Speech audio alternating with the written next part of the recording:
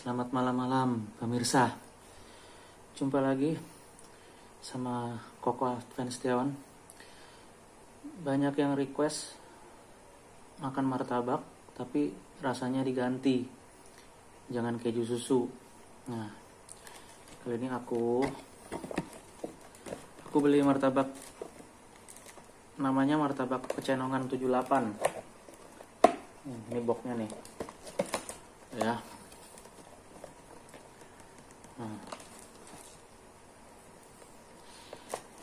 Karena keju susunya habis ya, kebetulan jadi ganti coklat kacang susu, kacang coklat ya. Kita coba makan ya. Sebelumnya pastikan sudah cuci tangan.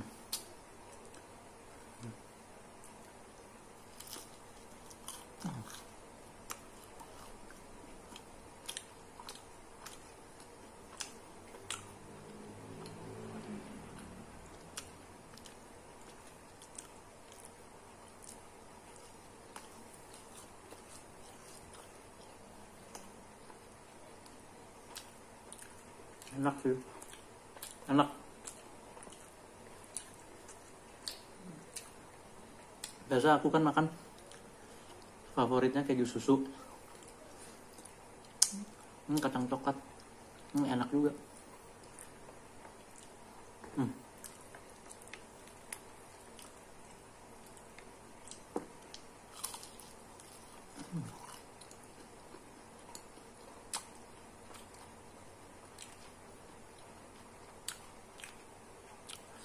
Sekedar informasi, martabak awal mulanya itu isinya tuh memang coklat kacang.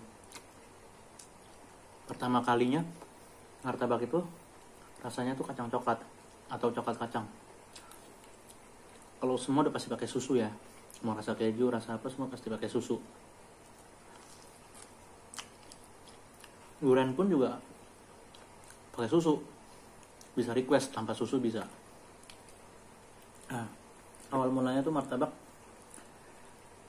varian rasanya tuh coklat kacang awal-awal pertama kalinya. Lalu gak lama kemudian berkembang ada keju. Nah, dua rasa ini nih, coklat kacang keju gitu ya, keju coklat atau di mix max jadi keju coklat, keju kacang, keju coklat kacang susu, semua udah pasti pakai susu. Belakangan baru ada martabak telur, martabak durian, belakangan. Nah, makin kesini nih, per hari ini, per zaman ini, makin macam-macam lagi variannya. Ada Toblerone, Ovomaltine, Nutella gitu. Tapi buat aku pribadi sih, aku kurang suka tuh yang macam-macam begitu. Tergantung selera lah. Aku sukanya yang otentik begini nih. Kacang coklat oke lah, walaupun tetap favoritnya keju susu.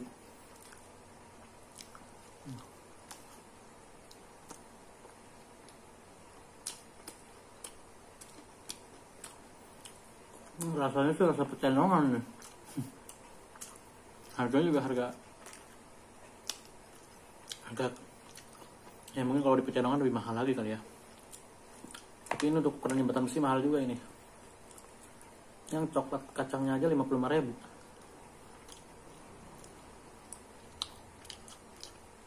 Tapi ngantri loh, karena tersedia di online juga.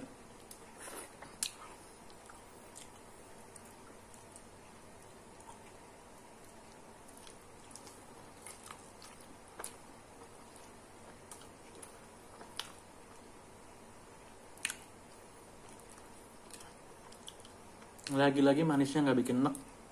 Ini martabak kalau mau enak, manisnya jangan bikin enak, harusnya bikin nagih. Jadi makannya semangat, nafsu makannya.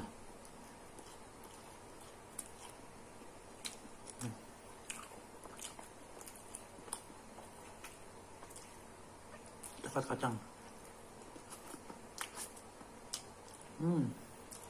Nggak kecewa ini. enak.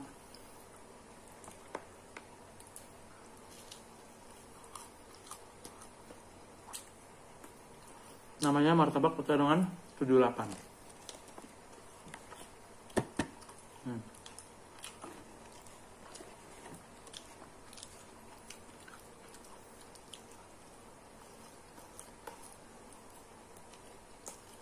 Memang di Pecenongan dari dulu itu ramai itu kan makanannya, martabak pinggir jalan gitu. Dikenal juga martabaknya enak-enak dan harganya kelas tinggi, kelas mahal.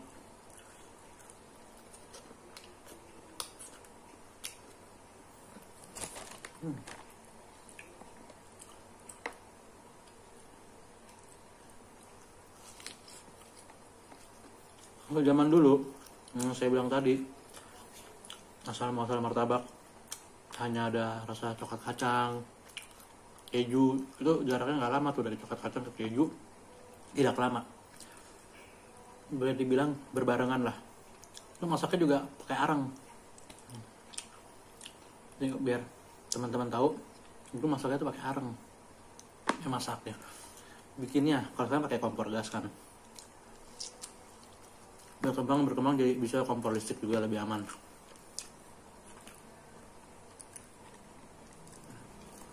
Inilah kalau di rumah nih sendirian, malam minggu sendirian nikmatin martabak. Wah, nikmat banget ini. Kalau aku ngerasa nggak bisa, tidak ada yang bisa menggantikan kenikmatan ini.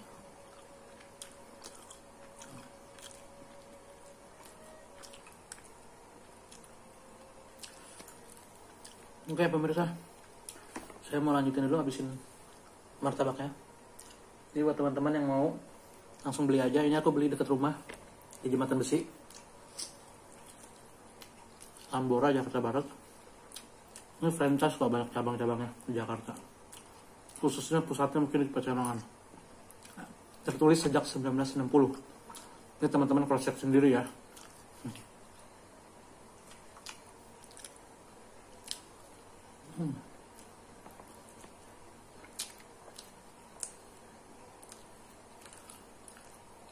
Kalau kayak jus susu lebih nikmat nih.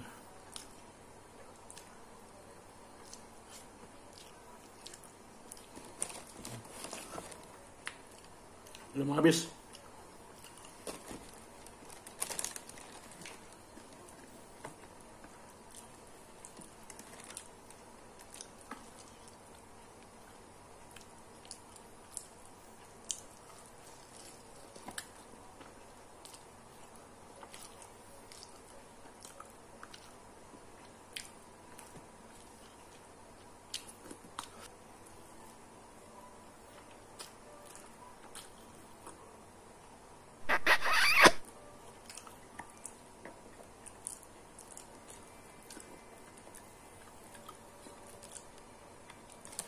Oke, pemirsa, teman-teman, selamat malam minggu.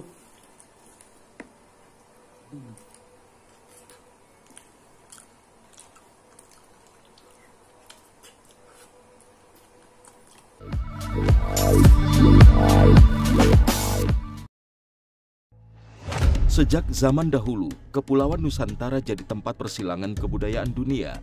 2 milenium silam, di masa dinasti Han, sejumlah kitab mencatat hubungan resmi antara Tiongkok dan Nusantara. Dalam kitab Hao Hansu disebutkan Yetiao. Yetiao adalah tiruan bunyi dari kata Sanskrit Jawa Dwipa untuk menyebut Jawa atau Sumatera. Jalur pelayaran Tiongkok ke Nusantara mulai ramai. Interaksi semakin intens, perantau dari Tiongkok mulai banyak yang menetap di Nusantara. Mereka mulai melepaskan pandangan tradisional seperti daun gugur kembali ke akarnya menjadi pandangan baru yang lebih realistis, yaitu bibit jatuh berakar di buminya. Pengaruh dari Tiongkok merasuk secara wajar dalam hal boga, busana, sastra, bahkan teknologi yang berkembang di masyarakat Nusantara. Pola integrasi alamiah ini terusik dengan datangnya kolonialisme. Rasialisme mendera warga Tionghoa setelah keluarnya Rehiring Rehlemen 1854. Belanda membagi masyarakat ke dalam 3 kelompok. Tionghoa masuk dalam kelas Vreemde Oosterlingen atau warga timur jauh. Meski berada dalam rezim segregasi, warga Tionghoa tetap berkontribusi dalam kehidupan bermasyarakat di Hindia Belanda. Terhitung sejak era pergerakan nasional hingga zaman revolusi kemerdekaan, sumbangsih warga Tionghoa tak pernah putus. Di bidang sosial misalnya, Au Cui Lan tergerak membuat rumah penampungan korban perdagangan perempuan bernama Hati Suci. Begitupun di lapangan politik, kontribusi Tionghoa tak bisa dikatakan kecil. Ada Kwe Tiam Hong dan ketiga rekannya yang hadir saat peristiwa Kongres Pemuda kedua tahun 1928. Bahkan kongres yang menelurkan Sumpah Pemuda ini juga berlangsung di rumah seorang Tionghoa bernama Si Kong Leong. Kemudian di bidang pers tersebutlah nama Ang Chan Kuan, pemimpin Sinpo, dan Lim Kun Hian, pemilik Sintitpo. Lim Kun Hian kemudian mendirikan Partai Tionghoa Indonesia yang berorientasi pada nasionalisme Indonesia. Semangat anti-kolonialisme pun tumbuh bak cendawan di musim hujan. Semua bahu-membahu merebut kemerdekaan. Setelah Belanda hengkang, posisinya digantikan oleh Jepang. Kemerdekaan masih belum teraih. Ketika posisi Jepang terdesak di Palagan Pasifik, mereka mulai mencari simpati. Dibentuklah Badan Persiapan Kemerdekaan seperti BPUPKI dan PPKI. Di dalamnya juga duduk beberapa wakil Tionghoa seperti Lim Kun Hian, Ui Tiang Cui, Ui Chong Hao, Tan Eng Hua, dan Yap Chuan Ping. Bukan hanya perjuangan di belakang meja, beberapa tokoh Tionghoa bahkan turut terjun dalam Palagan mempertahankan kemerdekaan. Mereka adalah John Lee, Tony Wen, Ang Tiao Pi. Ketiganya menyelundupkan senjata untuk tentara Republik. Ada pula Hoan Moi, perempuan Tionghoa yang tergabung dalam Laskar Wanita Indonesia dan mendapat anugerah Bintang Gerilya. Kemerdekaan Indonesia adalah buah dari perjuangan semua kelompok yang memiliki cita-cita hidup bersama sebagai bangsa Indonesia, tidak terkecuali warga Tionghoa. Dan sesuai dengan apa yang dicita-citakan Soekarno saat berpidato 1 Juni 1945, kita hendak mendirikan suatu negara, semua buat semua, bukan buat satu orang, bukan buat satu golongan, baik golongan bangsawan maupun golongan yang kaya, tetapi semua buat semua.